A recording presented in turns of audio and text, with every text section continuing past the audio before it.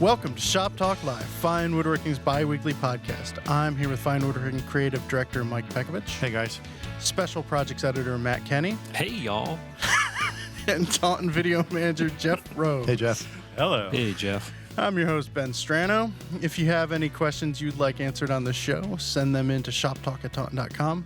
Any links or articles we mention on this episode's will be on this episode's show notes page, which can be found at shoptalklive.com. Gentlemen?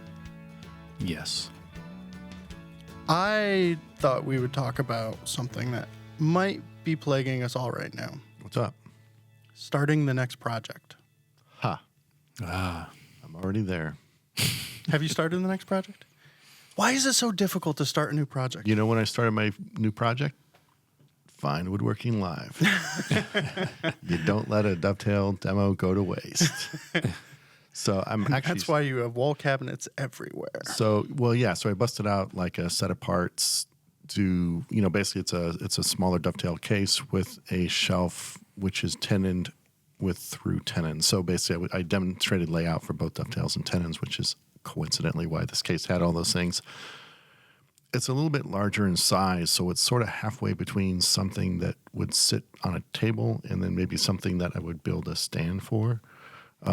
So my fear is that I'm just finishing up the joinery of it this morning, and I'm committed to at least getting this case together, but my fear is that it's going to come together. I'm going to look at it, and I'm just going to say, what is that? It's like either too big or too small. But I feel committed to get the joinery done and just see it. And once I'm there, I'm either going to follow through or I'm just going to set it aside and move on to something else. So have you done that before where you just work yourself into a corner and see if you can get out? I end up usually with a varying size collection of rectangular things that have been dovetailed together. Mm-hmm. And they just kind of sit around, and then eventually they'll turn into something, which is really cool because my favorite things started out as like demo leftover props because there's no risk. It wasn't anything to begin with anyway. It's not for a client. It's not for a class or an article. It's just a thing, and I end up doing funky things to it and say, oh, that's kind of cool. So it may not be something right now that I continue with, but my confidence is fairly high that eventually one day it's going to turn into something. And it might not be that physical one that you're working on right now, but it might lead to something. Both. Okay. That physical thing is going to be something. It will. I don't know what it is, okay. But most likely it will lead to something better than what this ends up being. That's my guess. Yeah. So I have two things that I need to start working on, but I will tell this story related to what Mike's talking about. I was emptying out my storage unit, which I've had for the past year when I was renting a place, right? And that's where I kept all my lumber, and there's all this other stuff in there. So I'm emptying it out with John Tatro from the magazine, and I start seeing all this stuff that I've made in the past that were like demos or made for articles, and they're all in various stages of not being finished. I just started saying, you know what this is? And John was like, what? I said, it's firewood. This is like, I'm just going to burn it all. I just want it gone. I don't care. It's been in there for a year. I didn't miss it. I didn't think about it. Yeah. There's no need to finish it. There's maybe 2 boxes in there that I'll keep and finish. And the rest of it's just going to get, I'm going to have to get a fire pit in the backyard and just have big bonfires of stuff that's unfinished because it was not really a project. This is a metaphor for something, but I have in my possession a box that you made that you threw out the last time you moved. Oh, yeah. And like it was in the garbage can. I was like, are you throwing that out? And you're like, yeah, it's horrible. And I was like, oh, I'm going to take it. And it's just sat there. It's unfinished. It's like it's a box with maybe like 10 drawers in it. Oh, and none of them function. Yeah. And I was like, oh, well, I'm gonna fit these drawers, put drawer bottoms in, use it for shop storage or something like. Yeah. No, it's firewood. That's I have walnut. declared it. Yes, I have declared it firewood now. I started making that when I was in South Carolina, so more than 10 years ago. It was going to be my daughter's jewelry box, but I've since made her a jewelry box. It's not that one. But I do. The big thing I have to do is get my shop set up at the new house. And I'm going to go today and order the materials to make the floor. for that, and then I can move my equipment. Start moving my equipment this weekend. But once I get the shop set up, I have a commission for a wall cabinet that I need to make, and then also our friend in Salt Lake City, whose name I can't remember right now, except for her Instagram handle, Amy. Everything Folio. Yeah. Right, Amy Costello. Yeah, Amy Costello, right. She wants me to make a box for tea packets for her. So I'm going to do that. That's awesome. I know. And I talked her into doing a little bit of a trade, so she's going to do some chip carving mantle decorations for me in exchange. That's cool. Yeah. So I'm going through a thing right now where it's like, I want to make a stool. I want to make this. I've got like 5 things that I want to do. I've got one unfinished project that I need to do, but I just can't get started on any of them. There's like a case for spoon carving stuff. I don't know why I have this mental block where it's like, and once I get going, it'll be fine. But every morning I get up, I go, oh, I should go to the shop. What are you going to work on? I don't know. Oh no, don't go to the shop. And it's not good. So I have one. I thought your answer was going to be the next spoon. So how many spoons have you made? Oh, I'm like almost 20. I mean, spoons don't count for me because I just do that every night almost. I'm just walking around the house, not even noticing I'm carving a spoon the whole time. That's welcome to our Taking life. the trash out, I'm still carving a spoon. No, I'm probably like 20 in. How many weeks? Probably about 20. I might be a week or 2 behind right now. So, Ben, you're spending some time in your shop in your garage doing some work. Yeah. And you're I don't spending count some that. time in the shop at the office doing work. Yeah. I think you're conflicted. I think you're halfway between shops. And I think if you're in one shop, maybe I should be in another shop. But then if you're in this shop, well, I can only do this. I have to be. You got to get your shop going so that you're in one place. Yeah. And Get your shop together.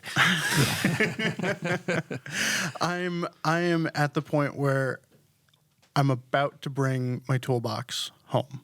Awesome. That's a big thing. It's a big commitment. Where Yeah. are you keeping your hand tools? That's a really big thing. Exactly. So I think once I get my power run and I can use my bandsaw without the lights dimming, Yeah.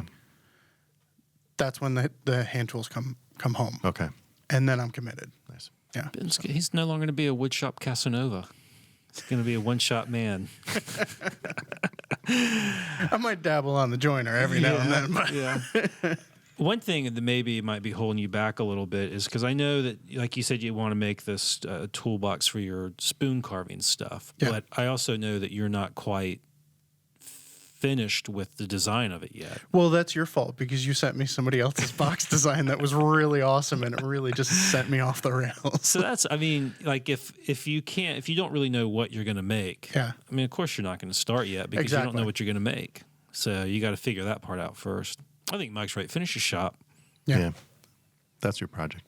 Yeah, there you go. But we All right. do need to hold a communal bonfire of the failed furniture projects. That would be We should fantastic. all get together, lend each other some moral support. We could each have a little speech for each piece that's going on the fire and A cleanse. let it go. Yeah. Maybe shed a few tears and go from there. Cook some out on the grill. And cook food with the fire burning Yes. from the failed project. Yes. I'm down. And, Yeah. And drink beer. Yes. Oh, man, too far. Can I say that? Can I say that I drink beer on occasion? After the Fine Woodworking Live podcast, I think that's apparent. All right, let's get started with some questions. This first one is from John. More often than not, my edge joining has been resulting in too much material being removed from the last few inches of the board. The void is enough to slip a playing card underneath. When I try another pass, I end up with a very pronounced gap much further along the edge. I've tried alternating my technique, referencing off the infeed and outfeed table, changing my grip and flipping the board end to end. Nothing seems to work. This doesn't happen every time, and the joiner in my shared shop was recently tuned up by a pro furniture maker. So my guess is operator error. What am I doing wrong? So what he's saying is he's getting a little bit of like snipe Yeah. at the But trail snipe end. grows longer and longer. Yes. So that tells me it's probably both joiner setup and technique. I think there's definitely joiner setup here, and I think so as well. applaud him for being willing to take the hit on this one. But I think it's joiner setup. No, well, yeah. I mean, I think that's what gives you possibly the first Snipe, but the fact that it gets longer the second time around, it means that there's pressure being put down on the in-feed table at the end of the board, which is the only way that Snipe is going to get longer. Which leads me to believe he's overcompensating for something. Let's start with technique. So you got your draw. Obviously, when you start, the stock, the pressure has to be on the in-feed table because that's the only place. But the minute you start taking a pass, your reference surface is always the outfeed table. So you always have to transfer all of the downward pressure to the stock on the outfeed table side. As you move along, if you continue to put pressure on the in-feed table, you're going to do sort of exactly what you're doing if there is an issue with Snipe. So technique first, and then the Snipe has to do with the height of the cutter heads versus the outfeed table. Yeah. Right. If anything, a little bit of Snipe is better than not. That just means your blades are slightly higher than your outfeed table, which is not necessarily a horrible thing. But if your blades are slightly lower than the outfeed table, you're going to end up with a tapered cut. And that's a bad thing. Okay. Because what happens is as you make this cut and then you start to reference the stock on the outfeed table, which is higher than the blade, it ends up tilting up and you never take a cut off of the last portion of the board. Right. So a little Snipe is okay. So when you set up your joiner, do you set it up? Because I just did this joiner review with Ellen Caspern, who went to North Bennett Street, and she teaches there and all that stuff. She teaches machine setup there, right? And she teaches machine setup, yeah. And she aims to have the outfeed table just slightly below the cutter head, so that if you put a ruler on the cutter head and you rotate it, it's going to move the ruler. I think she was going an eighth of an inch. Oh, I've always learned a quarter inch. So that's But that's still pretty. It's pretty close. So I think either way. Yeah. So you like to set? I do too. I aim to set it up just slightly beneath the cutter head. Yeah. So what that means? So you set a steel rule on edge, and I line up one major mark, whether it's inch or half inch or quarter inch mark, exactly in line with the edge of the outfeed table, and then you rotate the blade. It should pick up that ruler just a little bit, move it forward, and then you just sort of look and see how much it moved in relation to that edge of the outfeed table. So I've only ever worked on the joiner here. Mm-hmm. I start right at the top. But and it's a shared shop, so I don't know if there's a rule for him against doing anything setup-wise to the machine, but he could just, as long as those blades are parallel to the bed, he could just raise that outfeed bed a bit, right? Yes. He could experiment it just that way and just raise it up a tiny little bit at a time until the Snipe is significant, is less. Yeah. But I do think if you're getting that initial thing, it's because of Snipe, and that means that the outfeed table is too low, right? Yeah.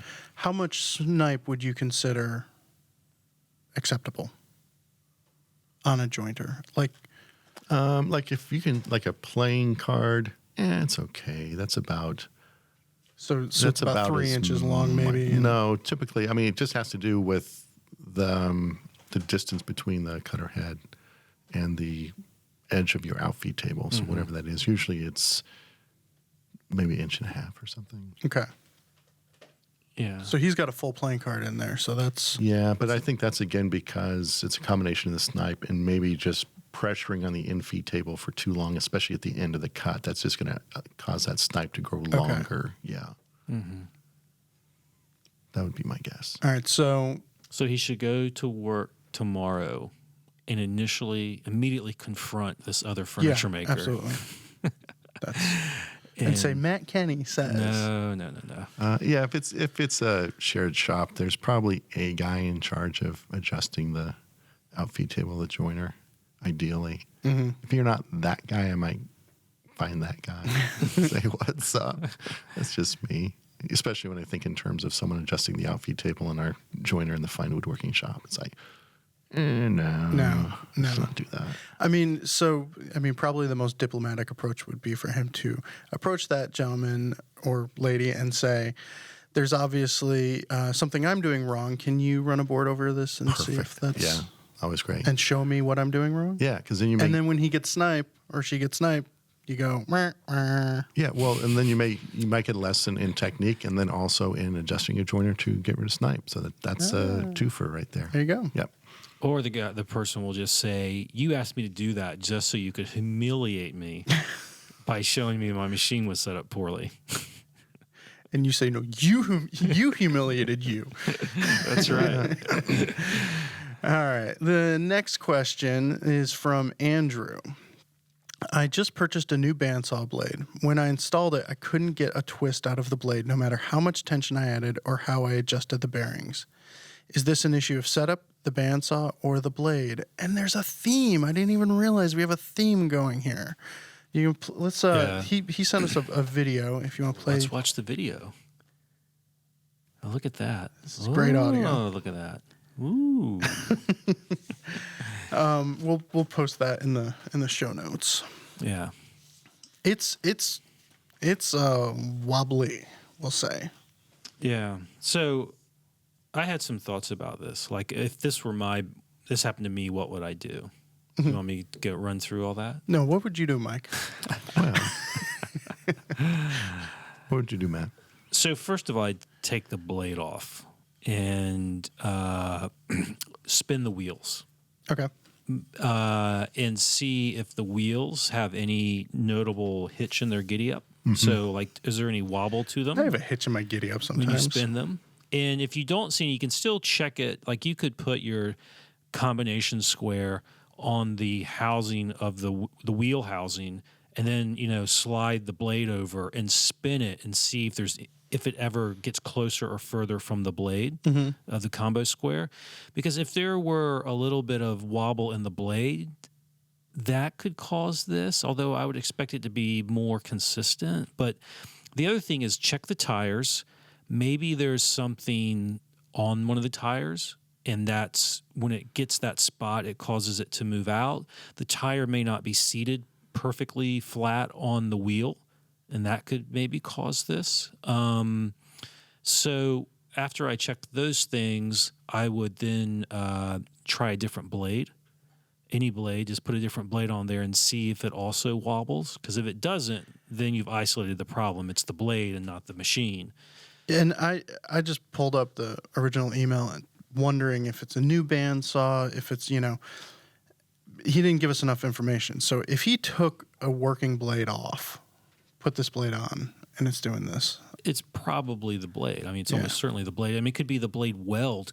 Check the blade weld. Is it sloppy? Is it bumpy?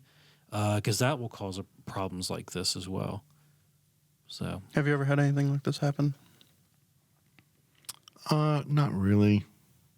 It did. The way the blade moved in the little video, it didn't just move parallel side to side. It was twisting. like a twist, and it made me think that the blade maybe got kinked a little bit. And I don't know. I mean, it's pretty soft steel. I would imagine you could maybe try to straighten it out, maybe by hand. Really? Just like that. Just kind of. I mean, you got nothing to lose, I guess. Yeah. I'm gonna give it a try. I don't know if there's like a hard crease in it. Well, it didn't look like a hard crease. No. It almost, you know what I mean? I might spin it really slowly by hand and see if I can mark the start and stop of where it wants to kink out. Okay. Then at least I'll sort of have an area of maybe what portion of a blade is twisted out. And I might try to just gently maybe try to, at the top and bottom, move each one and just see if I couldn't straighten that thing out a little bit. It almost looks like the weld isn't parallel. So instead of being a circle, it's almost a conical shape that would cause that oscillation in the blade. We emailed Raleigh Johnson. Good. Yeah, what Raleigh say? I'm sure this is not going to be an elaborate answer at all. Actually, it's really good. All right, what's Raleigh say? Looks to me like a junk blade. You should return it. Because that was going to be my next thing was like, how much did you pay for the blade? Because if you paid like $10 for this blade, just get a new blade and stop giving yourself so much headache. It sounded like a decent blade, though. He gave us the source. Don't mention the source. No, I'm not going to. But it's crappyblades.com. Secondhandbandsawblades.com. Yeah, wow. It was a reputable source, but stuff happens. Yeah. So this reputable source should probably have a customer service department that you call up and say, this is wrong. It was I'd never heard of that website before. Have you heard of it before? It just sounded good. I'm not going to lie. I agree with that sentiment right there. It's like, yeah, this sounds like something I should have heard of before. Yeah. I've never bought And it could just be in shipping. Maybe it got sat on or crushed or hit with another box or something, and just in the mail it could have gotten tweaked a little bit. So on the website header, it says no hassle return policy, and it's in red compared to everything else that's in black. But then it says few restrictions apply. One. So we'll see. If you Let email us know. Shop Talk Live and ask them about our blades, forget about it. All right. So let's I think it's time to move on to our all-time favorite technique of all time for this week. All right. Mike, you want to go first? Sure. I probably have mentioned this because it's really awesome. I was in it, this sort of, but a new take on this came about from talking about it at Fine Woodworking Live, and basically, I probably did this already, but no, it's new and exciting. Well, okay, so whenever I'm laying out my parts, everything starts with getting my cabinet maker triangles on everything, and then theoretically, because all the parts are kind of locked into their orientations, I could jump right in and start to lay out the joinery on all the parts. But I take a little step before that and do a really rough road map of where all the joinery is going to go, just with a crayon or just a rough pencil, a little, oval for where a mortise is going to be, a line for where a rabbet is going to be, et cetera. Just so like you do a really quick run through of all those parts on the faces and ends and edges, where they're going to be, so that when you get really serious about being really precise, you're not also having to focus on, am I on the right face? Am I putting this where it wants to go? So that's kind of like the main reason I do it, is just to give yourself a head start in the layout process. But here's the thing, and why I'm choosing this as my favorite technique of all time, is as I was talking about it, something else came to mind as I'm doing this. So I had all the parts for a little table and a little wall cabinet, just kind of stunt parts. And I started walking through it. It's like, well, a table, I need a mortise here, I need a double mortise for the lower drawer rail, I need a dovetail for the upper rail. And as you walk through this entire piece, including all the shaping of the legs, it's like psychologically, I just built this entire piece, start to finish. Okay. So it's like I just sort of had an above the trees sort of guide for every step in the process that I'm going to have to do in this piece of furniture. And I found that when I'm making a piece of furniture, if I make it a second time, it goes a lot quicker. Because you already know what you're doing. You're not thinking about what to do next. You know what to do next. You're just focused on doing it well. And so this joinery roadmap step, it's kind of becomes a surrogate for pre-building the piece. And then so maybe, well, what do I do next? Okay, I did this. Now what do I have to do? Now what do I have to do? I think you've already instilled this notion of, I see A to Z, and I can start to see, well, 5 steps ahead, I need to do this, so I better do this first or do this first before I shape it. And I think you get a better overall sense of the building process, which is definitely going to help you out. How much of that do you think comes from you being like a chess master of sorts in the wood shop, where it's like you can easily see those steps lay out in front of you because you've really gone through all of those processes many, many times. But it's like when I'm doing that layout step, because I do the same thing, but I do it just out of absolute fear, of cutting the mortise on the wrong side, whatever. And like, I even feel a lot of pressure when I'm drawing those mortises, because I'm sitting there going, what if you're like, as I'm drawing the line, what if this is the wrong face? And then I'm leading myself down the wrong road. That's not a bad thing to wonder while you're laying out joinery. It's kind of a good thing to think about, Yeah. Yeah. But I mean, how much of that comes from all of your past experience? Because I don't think I can think that far ahead. And that's why I make furniture that looks the way it does. I mean, I think for me, literally breaking it down into separate steps. Like, okay, there's my triangles. This is where this part lives and the orientation of this part. And before I lay out joinery, okay, let's put all 4 legs together in their orientation. Now I can sort of open them up, butterfly them apart. Now I'm looking at the inside faces of the legs, and these get mortises. And you close them up, open the other orientation. Here are more mortises, and if they're outset to one edge or the other, I can mark that. So it's that whole process of, before you get serious about where you're doing it, give yourself an idea of where it's going to go. Mm-hmm. So, yeah, and I think for me, it's kind of rote when it's a piece I've made multiple times, like a little table or cabinet. You just know where it's going to go and you put all the marks there. I think it's even more important on a piece I haven't made before, and I really actually do have to think about the joinery. Yeah. Because a lot of things on a new piece, a lot of the challenges are, how am I going to cut that? When am I going to cut that? Well, I have to do this and this. If I do this first, this is easier. But if I do this first, this becomes easier. So what's more important to get right? And you start to have these real sort of engineering discussions in your brain before you get to the machine. Yeah, we've talked about this on the podcast before, where the hard part about making furniture is not the individual cutting a dovetail, cutting a mortise and tenon. Right. It's having that macro level view of what's happening and how all those micro level things fit into the macro level. And it's sort of orchestrating all of that process and knowing before you start how you're going to get to the end. Do you ever write out an order of operations?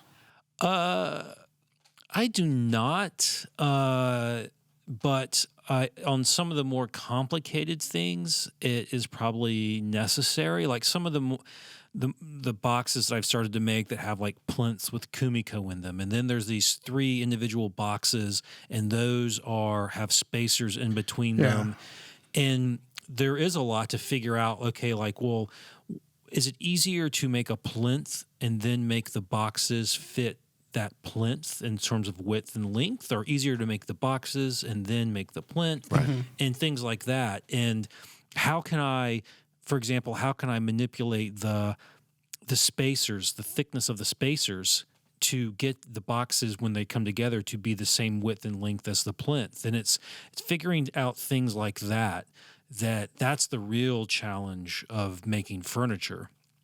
And that's what you have to, but in order to really make a good piece of furniture, I think what, like Mike is saying, you have to understand all of that before you start. Yeah. Yeah, you have to be able to see all of that before you start. What about you? You ever write anything out? Sometimes, yeah. In 2 different occasions, when I would do commission work, literally in order to come up with a quote, I would write down every single thing I needed to do, every step of the process, and then assign a little time for getting that done. Mm-hmm. So that was sort of the first time I did it. And now when I teach, it's like, okay, what are we going to start with? I have 2 table saws to work with and 2 router tables to work with. What are my setups? I've got a dado blade on this saw from cutting a rabbet. Do I want to leave it in there to cut some grooves before I change? So that definitely helped me get more efficient in my own shop. I think it's sort of like, I'm going to start with the case first because everything is going to follow there. So I might think about building that case first and not worry about doors or drawers or partitions until that gets done, because that's going to determine those sizes. So I think you have a basic stepping stones, and then with each stepping stone, as Matt said, there's various things that need to happen. Sort of like when you're cooking. When I first started cooking and there's a recipe, I was like, step 1, dice an onion. Okay, crap. Okay, there's my onion. Okay, step 2, put 2 tablespoons of olive oil in a pan over medium heat. What's medium? Is that 4 or 3? And now it's just like, okay, you brown, you deglaze, you saute your aromatics, you add your liquids, you put the meat back in, you braise it and it's just like, and then you add your acids and herbs at the end to brighten things up.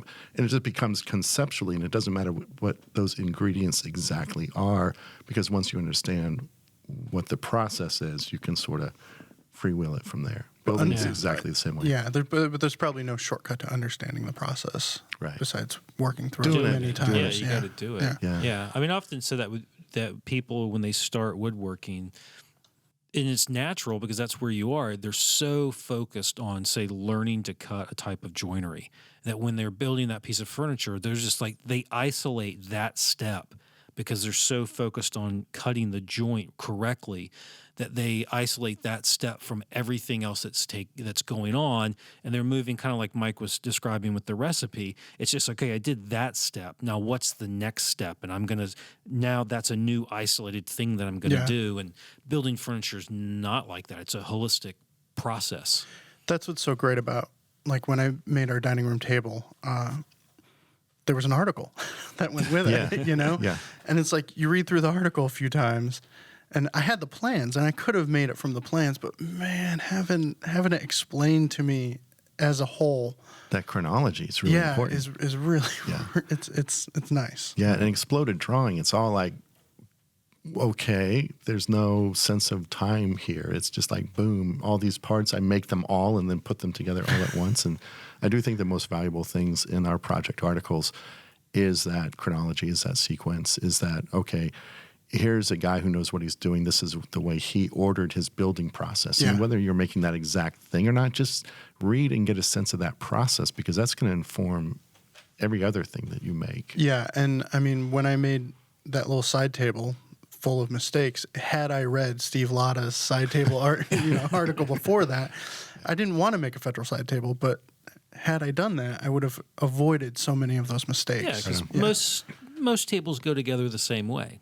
You know, there's the process for making a table is generally the same. Yeah. As long as you're making the same type of table. I mean, there are multiple types of tables, but anyways. Do you want to go first or second? Or do you want me to go? That was just one answer. Yeah, I know. That was Holy cow. So my technique is actually an answer to a question that I get asked a lot, which is, how do I do fabric in my boxes? And so it took me a long time to get to how I do fabric now, because initially, like everyone else, I was like cutting fabric and gluing it down to little pads or something and then pushing it down in. And for me, I never liked that because it just was never tight enough. It was never seamless enough. Mm-hmm.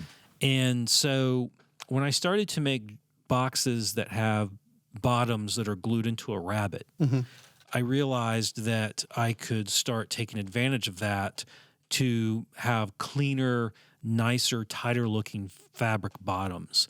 And so now what I do is I make the bottom to fit into the rabbet, and then I trace the bottom onto the underside of the fabric, cut it out, and glue it to the bottom, and then glue the bottom into the box. And that allows me to get really tight fabric on the box bottom. But also, because it's in that rabbet, you get a really clean intersection. Goes all the way through underneath it. Yeah, because it goes through, and so you're hiding the edge of the fabric, but you get this just a really nice clean intersection where the fabric meets the box side. Yeah. And so and there's no like puffiness or anything like that. And so for my style of work, the boxes that I make, that look is very much a piece with it. So you don't have a problem gluing through the fabric to when you glue the bottom in place? No, because the glue really goes on not the fabric side of the rabbet, but the edge of the rabbet where the bottom edge goes. Now, if you had squeeze out on the inside of the box, you're done then, right? Because you can't really get it off the fabric. No, right? you can. Coat the entire bottom with glue. Yes. You can. There's a couple of things you can do. I usually still get it out when it's wet. I mean, we're not talking about 5 ounces of glue. We're talking about little tiny bubbles of Yeah. And I just get a chisel or a marking knife or something down in there and just kind of pick the bubble up. So you can usually get it out with just a nice, the whole little bubble it contained. You could let it dry a little bit before you do that. But it's never been a problem for me that, but again, it's not a huge amount of squeeze out, Yeah. So. Do you have a rotary cutter for your to cut the fabric? No, I just use fabric shears, and just a reasonably nice pair of fabric shears by Fiskars. But I didn't know this until I have a pair of Fiskars fabric shears with orange handles, and then I have a pair of Fiskars scissors at work that have orange handles, and sometimes I'll bring in box stuff to do during the day. I'll sit at my desk, I'll cut out the bottoms and glue them on, as a break and work. You're supposed to be working. Yeah, that's when I'm supposed to be working. And so I left both of the scissors on my desk, and I was like, I don't know which one is which. And then I looked, and I realized that fabric shears have the handle comes up, and it's kind of like flat across the bottom of the pair of scissors so that you can put them down. Oh. And those are a particular kind. Not all fabric shears. I'm looking at Jeff because he knows the answer. Mike Michelli explained the difference to us. Well, that's the kind I use. And that's the kind of... Yeah, it's there, but I can't think of it. They're right table shears, I think. Table shears. But, yeah. That's what I use. And you want a good pair of scissors to cut fabric because... And do not cut anything else with them. I cut nothing with mine except fabric because that sharp, clean cut is what you want. And there are other things like you cut the fabric. I cut the fabric out to the exact size. When you put it down, you do not want to stretch it out. Right. Because then it's going to be long, and it's kind of hard to cut that excess fabric around. Now, see, if you had a rotary cutter, you could do that. You could eat that. That's why I asked, because you could glue it down with the fabric overhanging, and then just use the rotary cutter referencing off the actual box bottom. Is it like a pizza cutter? Mm-hmm. So my birthday is in August, Ben. I started using that same technique. I use like a rice paper or some sort of decorative handmade paper to line the bottoms, and pretty much the same technique. And what I found that rather than trimming it exactly to size and then trying to glue it in place exactly was kind of tough. I just sort of missed the top of the box bottom with a really light coat of spray mount, put that upside down on top of the paper, and obviously that's easier to cut with just an X-Acto knife, zip around, and it's right. That works out really well. I tried to cut fabric with a X-Acto blade, and it didn't go well. So, was it like a 4-year-old X-Acto blade? No, okay, it just didn't go well. So, but actually, that technique I demonstrate in my new book. Really, I demonstrate that technique as well in my book. Do you? Yes. Yeah. So, I don't have a book. No. I gave you a copy of my book. You did. It's a different take. You need both books. You do. It's not. Yes, this is not redundant But information. mine is on sale now. And mine is actually on pre-order on Amazon at the moment. So Go to the second to last slide, Jeff, because I noticed on Amazon that there's a frequently bought together. Oh, is there? Is there another slide? Next one. Oh, look at that. Oh, frequently bought together. yeah, and Craig's books is there as well. With Craig Thibodeau's Yeah. Craft of Veneering. Oh, yeah. So Look at There that. you go. there you go. Yeah. All right. Only $72.09. That's enough book talk. All right. So my We have technique. not begun to scratch the surface of book talk. There's a long time between now and October when this thing comes out. So All right, so my all-time favorite technique of all time for this week is this simple little box that a version of it was featured in a Workbench Tips article in 268. yeah, And I was tasked with doing a video to support that article, and I thought, oh, I'll make this little dovetailing box.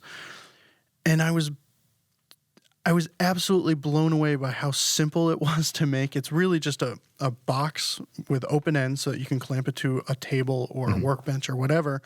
And then you've got two perpendicular surfaces that you can use to clamp boards to as a vise. I added a hole in the center so that you could reach the inside section of the vise with one of those. Is there a word for the F-style clamps that Festool makes and Microjig makes, where they're designed to go through a hole. they have this sort of a bendy Yeah. jaw at the top instead of like a block style jaw. Yeah. Yeah, I don't know. They there needs to be a name for that style. I never knew clamp. that was the reason for them, but it makes a lot of sense. Well, Festool with their MFT system and Yeah. everything, that's for putting through the 3/4 inch or the 20 millimeter holes.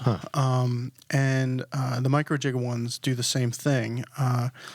And You didn't make But it really. micro jig ones are dovetailed shapes, so you just put them into a dovetail slot. yeah, but they've still got the bend, so you can They fit do. them through a hole like that. Yeah, And instead of the hole, you could do like a T-track or a dovetail thing and have those things slide all back and forth. you could. I wanted to be able to make this in like 5 minutes, though. Yeah, another 5 minutes, though, man.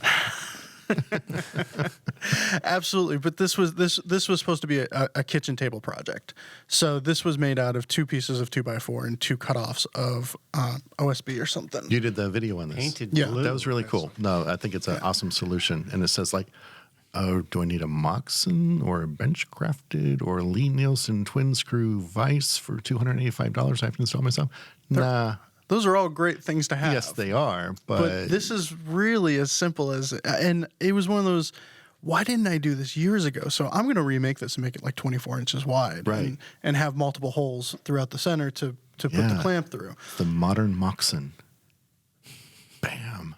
YJ that. Don't listen. If you're going to take your time to make it really nice, Yeah. don't do the holes. Get yourself some of those micro jig dovetail jaw doohickeys. I've got some, yeah. Yes, because I gave them to you as a gift. And they work. They don't bind or anything. Yeah, they don't- work. Phil Morley uses them on I saw that. everything. That's Right. how he keeps his Check kids in that the off. car seats. Philip Morley mentioned.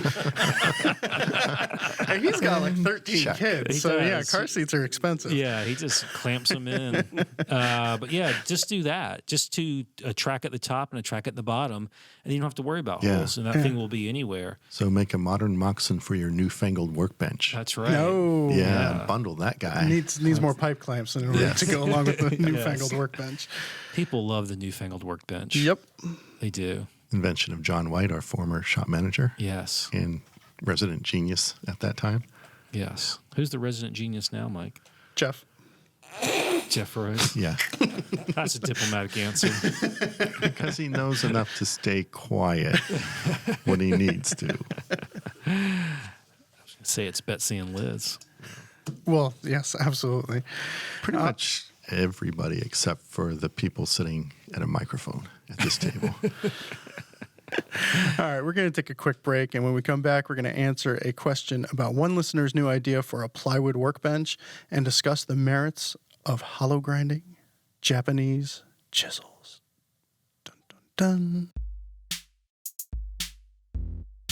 Beginning May 1st, you have a chance to win a prize package brought to you by Fine Home Building and Festool. From May 1st to May 31st, head over to finehomebuilding.com/Festool for your chance to win an assortment of 13 tools and accessories, including products like the Festool TSC 55 Plus XL FS cordless track saw and CT Sys dust extractor. That's finehomebuilding.com/Festool for your chance to win.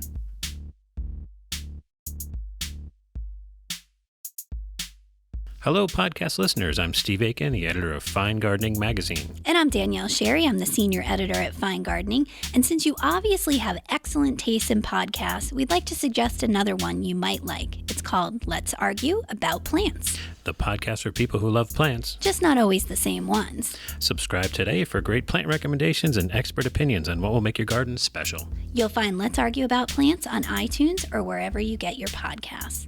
See, we went for almost a minute without arguing.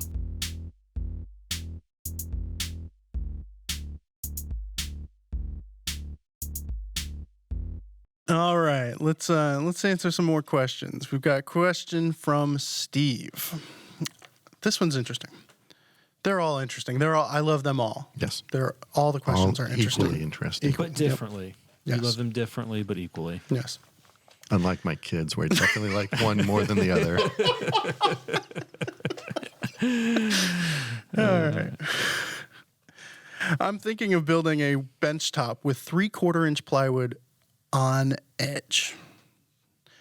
I would need 3 full sheets to make a 4-inch thick, 24-inch deep, 6-foot long top. The thought is that gluing up 3/4 inch strips will provide a more stable top Is this a horrible idea? Do you think it would hold up well? I have all the necessary tools and skills to mill boards, but I'm kind of enjoying the idea of this top and the looks of it as well. Enjoy the idea. Enjoy the mental picture of it. Do not make it. That's what I say. I want him to make it badly. Right. And I want him to be right.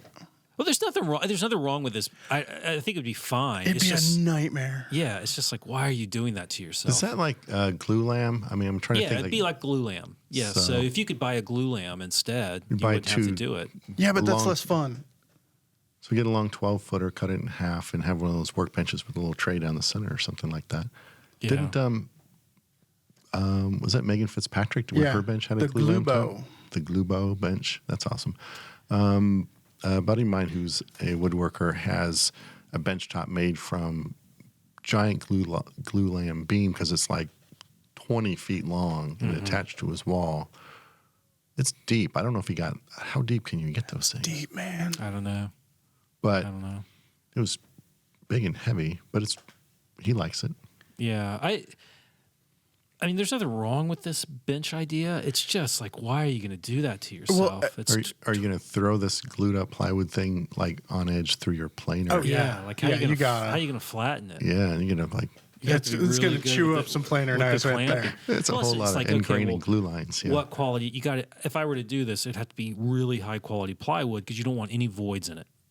And when because if you go to your box store and you buy some plywood, there's going to be voids in it. Mm-hmm. So you're talking about buying like 13 ply, 3/4 inch thick, That's- Baltic birch plywood. It's like probably $125 a pop. At No. least that much for a 5x5 sheet. Yes.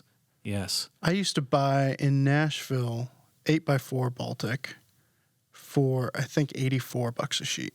Yeah, but that was an alt 4. You know, it's 2018. Did you just use aught 4? Yes. That was back in the Audis.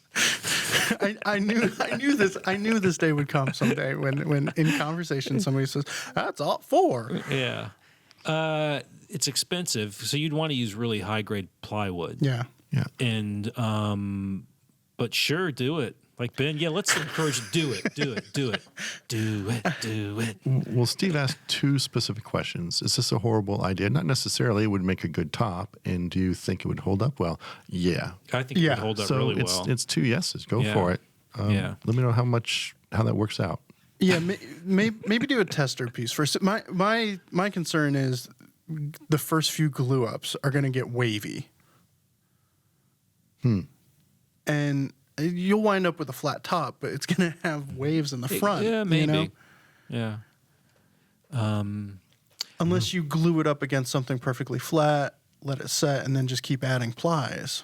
I don't know. There's actually been somebody in the office who has talked about such a thing before. Tetro. John has, And yeah. he says he could do it. He probably could. It reminds me If of anyone can, it's Tetro. when I first started to work at the magazine and I would talk to Mike about something. It could be usually woodworking related. I'd have an idea about doing something, and Mike would the conversation would conclude with Mike going, "Good luck with that." I feel like that's the appropriate answer. Good luck. Yeah, you can do that. Good luck with that. You know? But send us a picture if you make it. Yeah, Yeah. let us know. Yeah. I mean, he sent this email like 4 years ago, so it's probably already done. And He probably didn't. He probably we're getting quit better. We're woodworking. getting better. We're only a couple months behind. Is it really that old?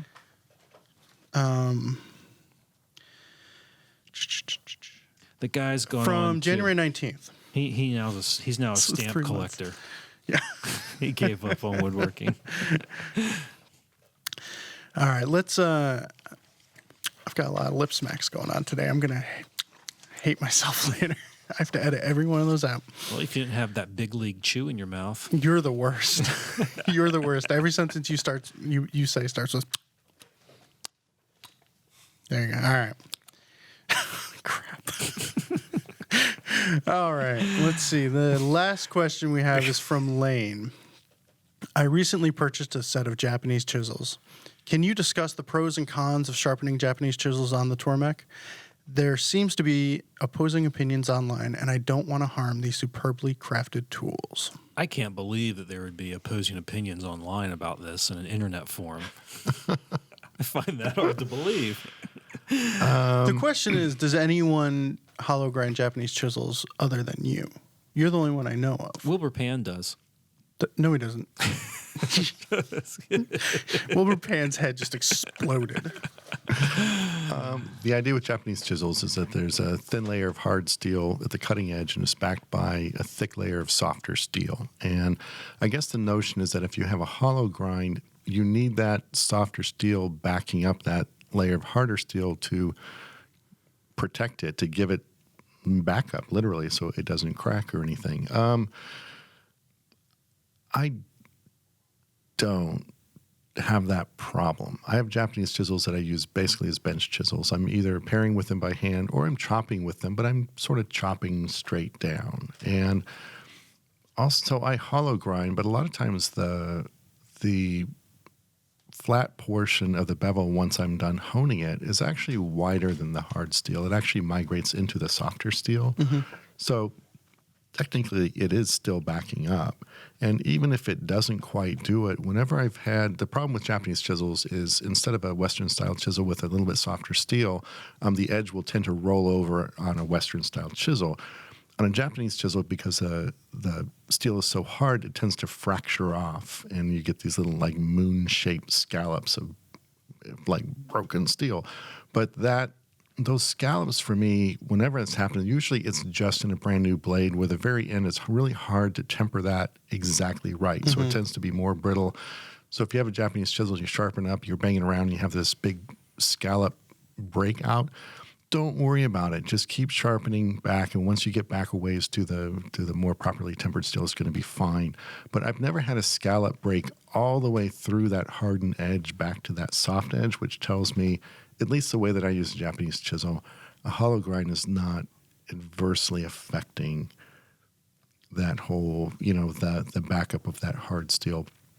And Wilbur Pan, we talk back and forth because he admonishes me for hollow grinding my Japanese chisels. And finally he just said, but yeah, it looks a lot better with a continuous bevel. And I cannot argue that. So I'm in the process of honing my chisels to the point where the hollow will disappear. That's where I'm going. And the whole idea is that softer steel, the idea is that sharpens really, really easily. Yeah. So that even with a continuous bevel, it still sharpens much easier than a Western chisel where overall the steel is softer than the hardest, but harder than the softest. So, but once that hollow grind is fully diminished, gone, are you going to take it back to the Tormek? I don't know. Oh. I'm just going to keep one to show Wilbur. And then I'm just going to hollow grind the rest of them, I think. Now, if you stop hollow grinding one or all, will you then put a micro bevel on? No, not on a Japanese chisel.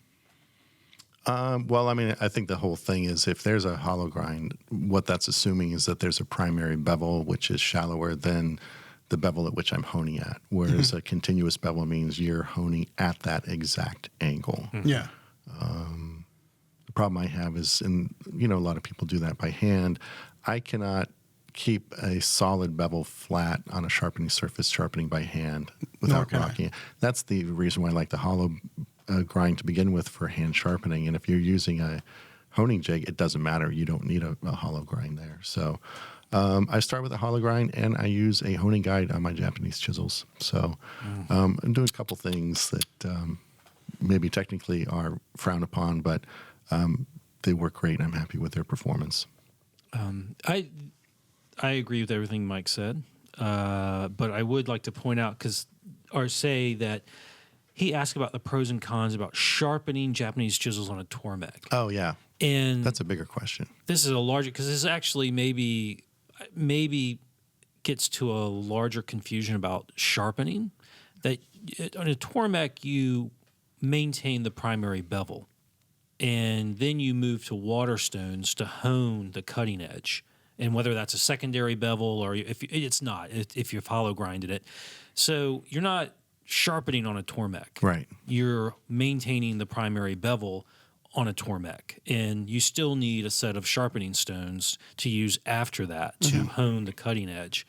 And also you'll need them to flatten and polish the back initially and keep it polished in the future. Yeah, that's exactly So, right. Yeah, it's you can't.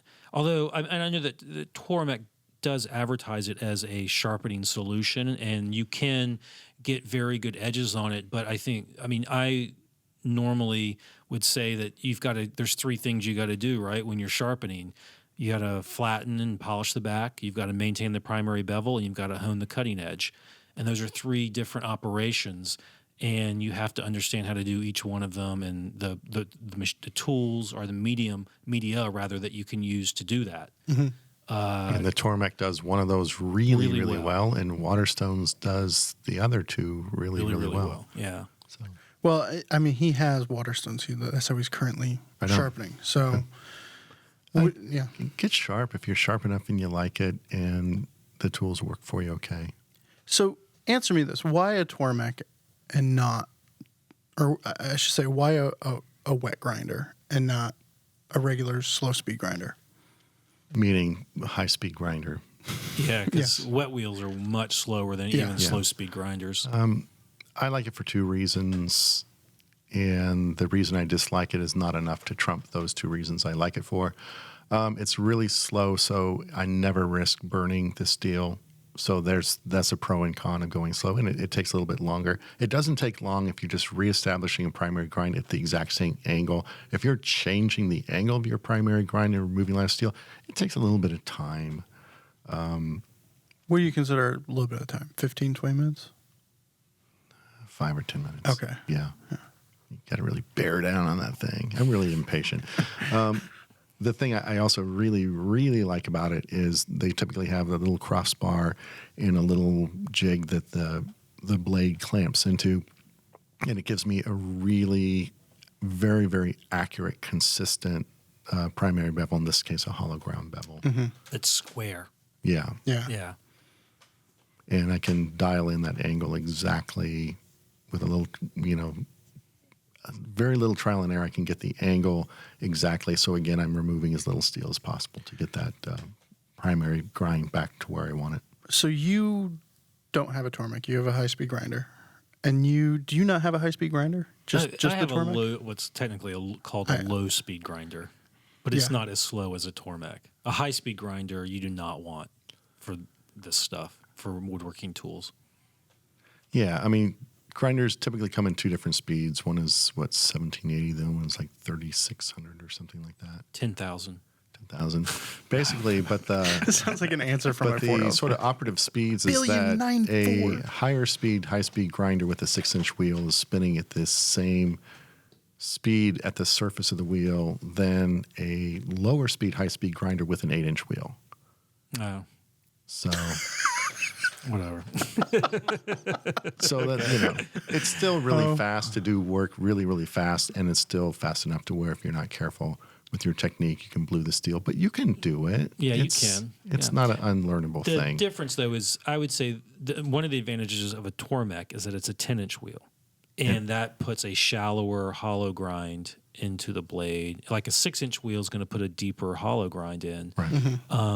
And so a slow speed grinder will have usually has an 8-inch blade, and that puts a nice hollow into the bevel.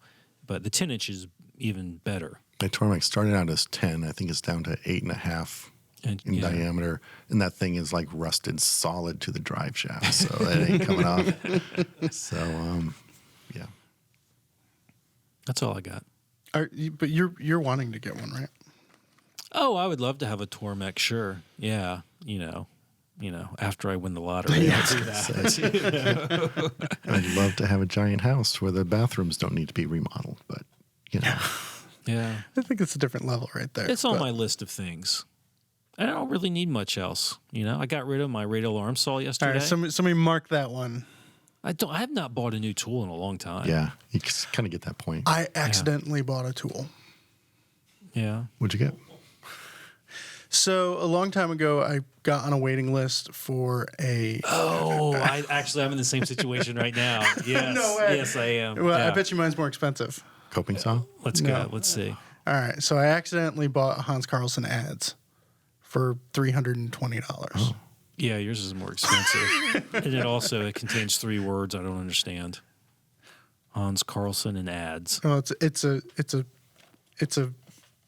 ads that's very difficult to get, and I got on a waiting list, and I got to the front of the waiting list, and then it was like, okay, it'll be 6 months, and then a few months later, I get an email. Doesn't look like it's going to happen. If you are on the list, wah wah. You're Basically. out of luck. Yeah. And I didn't think to confirm that I was knocked off the list. So in my head, I had extra money to spend. So I bought some tools. And then I'm sitting there, we're eating, and I check my phone, I see your ads is here. And I was like, whoa. And now I have to come up with some cash. Yeah, back in the winter, I was because I didn't have my radial arm saw in my shop anymore, and so I was always, if I was roughing out lumber or cross cutting it, I was using this Japanese style saw, which is fine. But it was like I need something that's going to cut quicker, and I think I mentioned that in an Instagram post or something, and people were like, "Oh, you should get a saw from this guy," and I messaged the guy and I was like, "Hey, this is what I'm looking for. Is that something you can make?" And he said, "Yeah." I said, all right. He said, well, I'm going to make some and a set of them, a bunch of them. So I'll have one for you. It's been a few months and I kind of forgot about it, right?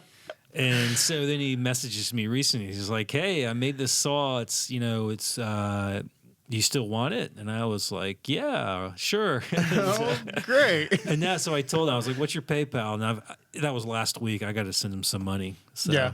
Yeah. What are you getting, like a panel saw or It's something? a panel saw, yeah, Nice. a crosscut panel saw. Cool. Yeah, because I did. I got rid of my yesterday. Some guy I used that new app, Let Go, and some guy came and took the radial arm saw away. Yeah. Thank goodness. It's weird to show because they always tell you to meet in a public place. So I met him at a Starbucks with the radial arm saw. no, you didn't. No, If anyone did do that, it would be you. I once sold when I moved last year. I sold my big shop vac, and I did meet the guy at this place called Big Daddy's. It's like a gas station pizza place out in the middle of nowhere, Connecticut. Sure. Gas station / pizza place / something else. Dance Emporium. Yeah. I said, do you know where Big Daddy's is? He's like, yeah. I said, well, let's meet there. I also got rid of the Super Surfacer. Got rid of that. I sold a router. Did you sell it or did you just dump it somewhere? I gave it away. And this guy from Massachusetts came down to get it. And I felt so bad because when he showed up, he had a wife and 2 kids. And I was like, that poor family. They're going to have this damn thing in their garage forever. Until he finds somebody from New Hampshire to take it off his hands. Yeah. It's slowly making its way to Canada. All right, let's get some listener comments read. In reference to Shop Talk Live 161, this session was great, better than normal. I enjoyed a wider range of topics versus a typical Shop Talk Live podcast. I recommend you continue loading more questions in an individual session. That was a speed round? Yeah. You should have read that before we started today. Yeah. I think we did read 2.5 questions today. I find it odd that you guys do not talk to the camera, therefore not to me. Why is that? Yeah, we don't know you. Well, Why would we talk to since you? you're only known to us as user 6581589, I feel like we're not at that point yet. I know. Look into the camera. That's a little I don't think I could look at a camera the whole time. He told Anissa to, and she took him seriously. Did she look at that's funny. Yeah. Anissa would believe that.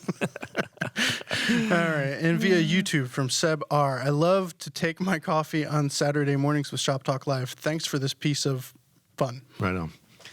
And on iTunes, an always appreciated 5-star review from @1, who says, the best of the best woodworking podcast. Less is more. Keep it up. And we appreciate that 5-star review. Less It is helps. more. What was that in reference to? Matt Kenny. Les Matt Kinney. Yep. All right. Anybody have any recommendations? I do. Yeah. What's your Evaporust. Vaporust, huh? I always used vinegar for my rust annihilation. Yeah. And Evaporust seems to be just as effective and less vinegary. Mm-hmm. So, You have a recommendation, Mike? I do not. You don't? Taclon paintbrushes. Taclon? Yeah. Taclon paintbrushes for your milk paints. You can get them at Michael's. I go to like Jerry's Artorama or Dick Blick and get them there. You get them in different widths and different brush shapes, and they work really well with milk paint. Cool. It's That's a good one. It's a synthetic fiber. Those are supposed to be great with shellac as well, I guess. I think so. Yes, that's correct. Yeah, it's a good shellac brush as well. They're not bristles. Someone once corrected me. They're not bristles. Only natural bristles or bristles. I don't know what you call them though. So Taclon I can't think of what you would call it other than bristles. whiskers. Filament. Filaments. I got We'll see. a new Taclon whisker brush. The whisker of the Taclon. That's right. That's a great sci-fi fantasy novel that Mike was reading recently. The whisker of the Taclon. Yes, the whisker of the Taclon. You were listening to that on the car ride. All right, that's all for this episode of Shop Talk Live. If you have questions you'd like us to answer on the show, send them to shoptalk@taunton.com. If you're watching on YouTube, please click that thumbs up button. Finally, you can keep up with Fine Woodworking on Instagram and on Facebook, and look for all of us on Instagram as well. Thanks for listening. Thank you for listening. I still, in my head this week, I've been going, good for you. Good for you. What was that? Because I said there's no way that you can say good for you and not have it sound like you're patronizing someone or patronizing someone. It's just impossible to say it and not have it sound like you're being a schmuck. Good for you. Good for you. Good for you. Good. Christian For Bale had you? the ultimate good for you. Oh, good for you. And how was it?